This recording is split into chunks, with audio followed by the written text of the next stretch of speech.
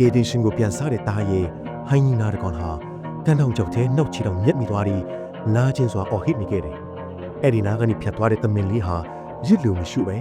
သူ့ဦးချိုနဲ့ထောင်ကျောက်ကိုတိုက်ဖွင့်ပြီးဟိုင်းကြီးနိုင်ရဲ့အခြေတော့ကိုဆွဲထုတ်ပေးခဲ့တယ်။ဒါပေမဲ့ထောင်ကျောက်ကပြန်ကန်ထလာပြီးသမင်ရဲ့ညာကဦးချိုကိုညှက်ဖြတ်လိုက်တယ်။သွေးတွေထွက်နေတဲ့ကြားကဟိုင်းကြီးနာဟာလွတ်မြောက်သွားပြီးတန်ညာနဲ့မြစ်တော်တဲ့တုံတုံချီချီဝင်သွားခဲ့တယ်။သမင်ဟာဟန်ချက်ဖြစ်ပြီးမြေပြင်ပေါ်လဲကျသွားခဲ့တယ်။သူဟာအမောတကောအသက်ရှူရင်ဟိုင်းနာထွက်သွားတဲ့ဘက်ကိုစိတ်ကြည့်နေမိတယ်။သူရဲ့ဦးချိုတစ်ဖက်နဲ့ဟိုင်းနာရဲ့အသက်ကိုလဲလဲပေးလိုက်တာပေါ့။သူဟာ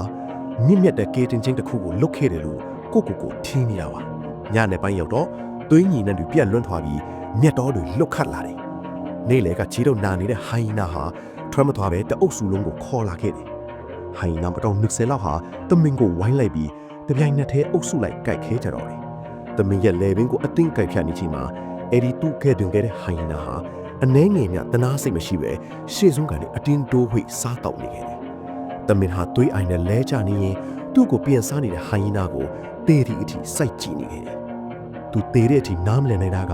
သူ့ရဲ့ကျင်နာမှုဟာတဘာဝတရားရဲ့ရှင်သန်မှုနေရာမှာကိုချိုးဖျောက်လိုက်တာပါပဲ။အဲ့ဒီဟိုင်းနာဟာတကယ်တော့ထုံးကြောက်ထဲမှာပဲပို့တိုးသွားတဲ့အကောင်ပါ။တမင်ရဲ့တနာကယူနာဟာအမဲလိုက်တရားဝါတွေအတွက်ဘိုက်ဖြစ်စရာအခွင့်လဲဖြစ်သွားတယ်လို့သူ့ကိုယ်သူလည်းတေရင်းတူးလိုက်တယ်လို့ဖြစ်သွားခဲ့တယ်။ဒါကိုစိတ်ပညာမှာ pathological altruism လို့ခေါ်ပါတယ်။အတိုင်းအစာမရှိတဲ့တနာစီဟာနောက်ဆုံးမှာတော့ကိုယ့်ကိုယ်ကိုအဆုံးစီရင်ခြင်းနဲ့ပဲနှိကုံချုံသွားတတ်ပါတယ်